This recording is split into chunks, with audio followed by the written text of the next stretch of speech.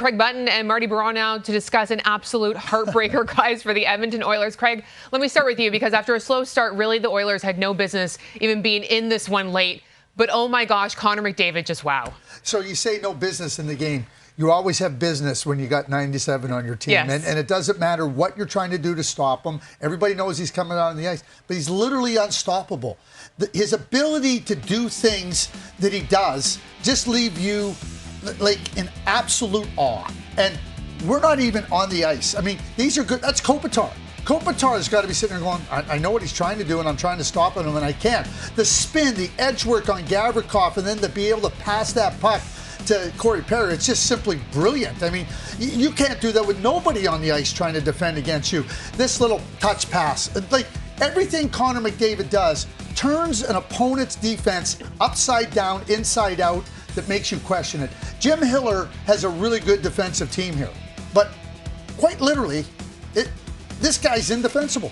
Like, you can't stop him. And that's why the Oilers, no matter if they're down by 4 or they're down by 1, they always have a chance when you have 97. It's like he just decided on that game-tying goal. He got a little speed, a little space up that right side, and you knew something big was going to happen.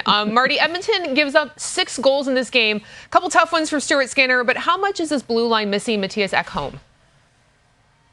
Yeah, they're missing Ekholm because Bouchard doesn't seem to have a partner. Look, he played with Nurse for some time in this game, and this season, Bouchard and Nurse only average about a minute and a half per game of time on ice. When you look at Ekholm and Bouchard, average over 15 minutes of time on ice per game this year. So, yeah, Chris Knobloch had to change some of the lines, and he has to figure out his defense because they tried Wallman with Bouchard. That didn't seem to work. They tried Kulak with Bouchard as well. That didn't get going either. So, yeah, they're definitely missing Mattias Ekholm because now you need your top defenseman and Evan Bouchard to be able to be good offensively, but be good defensively. This is a Kings team, as Craig just pointed out, that are so good usually defensively.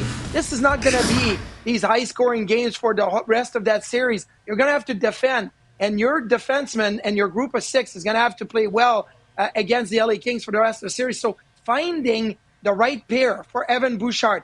I don't think it's Nurse and Bouchard together, and I don't know that it's Kulak either, but you're going to have to find some stability on the back end to give yourself a chance to win some games here in this series. Yeah, they are going to have to sort that out definitely before game 2. I want to go from the heartbreak for Edmonton to the heartbreak for Montreal because as impressive as this young team was, coming back in the third period to force overtime, it was Alex Ovuchkin with his first career playoff overtime goal. I can't believe that was his first career playoff overtime goal. But Marty, what stood out to you on that OT winner?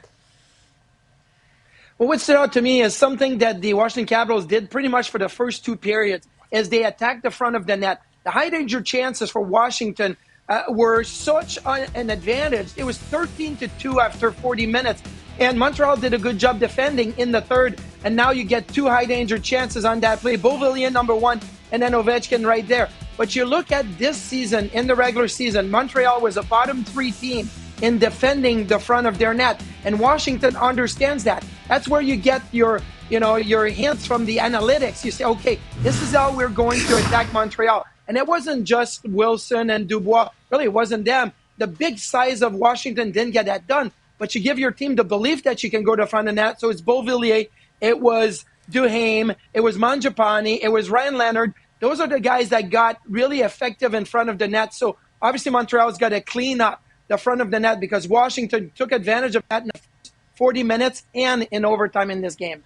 We remain absolutely watching again in awe of Alexander Ovechkin's brilliance. I mean, what he did to break Gretzky's record. Now he comes in here in the playoffs, and in a game where it looked like Montreal had the magic going in their favor, Ovechkin just says, no, I'm the magic guy. What a treat to see first Connor McDavid, and now what Alex Ovechkin has to do too. I do want to touch on the Jets, although that game now feels like days ago. They take a 2-0 series lead, once again leaning very heavily on Mark Scheifele and Kyle Connor. They've combined for 9 points through 2 games. Craig, how impressed have you been with their play? Yeah, I mean, you're impressed with Kyle Connor, who's got both winning goals in the series. But Mark Scheifele, to me, has taken his game and raised it significantly. The playoffs are about understanding that you have less space, you have less time, and everything is a lot harder.